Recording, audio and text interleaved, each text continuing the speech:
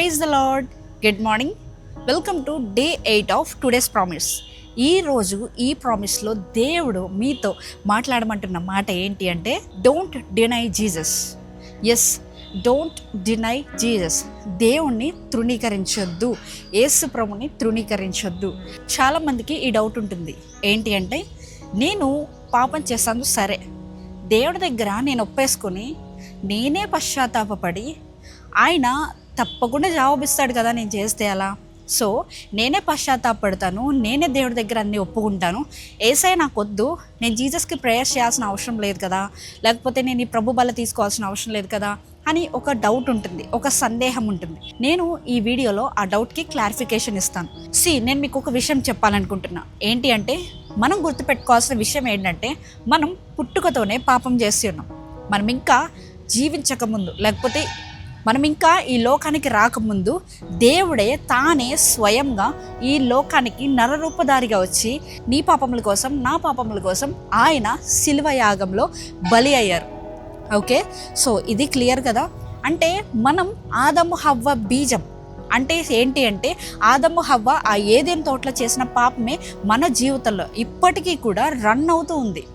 Yes, మనం ఎప్పుడైతే దేవుని ఒప్పుకొని యేసుక్రీస్తుని సొంత రక్షకుడిగా, ఆయనే విమోచకుడిగా మనం ఆయన అంగీకరించిన తర్వాత బాప్తిస్మం తీసుకొని మారు మనసు పొందితే రక్షణ మనకి అనుగ్రహించబడుతుంది. లేదంటే మనకి రక్షణ లేదు. ఇది బైబిల్ క్లియర్ కట్గా చెప్తున్న సత్యం. సో మీకు ఇక్కడ వర్స్ కూడా పెడతాను చూడండి. ఈ లోకంలో ఉన్న మనిషి ఎవరైనా కూడా, నీకు డబ్బులున్నా లేకపోయినా, పేదవాడివైనా ధనవంతుడివైనా, నీవు యేసుక్రీస్తుని రక్షకునిగా అంగీకరించకపోతే పరమ తండ్రి దగ్గరికి చేరలేవు. ఇది బైబిల్ చెప్తున్న సత్యం. నీ జీవితంలో పాపములు నువ్వు చేయలేనివి, నువ్వు చేసినవి, చేసి తెలియకుండా ఉన్నవి, తెలిసినవి చాలానే ఉంటాయి. ఆ పాపముల నిమిత్తమై ఆయన మన కొరకు శిలువ యాగంలో తన బలిగా మారాడు. కాబట్టి ఆయన్ని ఒప్పుకొని ఈ ఉచితంగా వచ్చిన రక్షణని మనందరం పొందుకుందాం. నువ్వు బాప్తిసం తీసుకోవడం లేట్ చేస్తున్నావా? అయితే నీకు ఇదే ఒక హెచ్చరిక.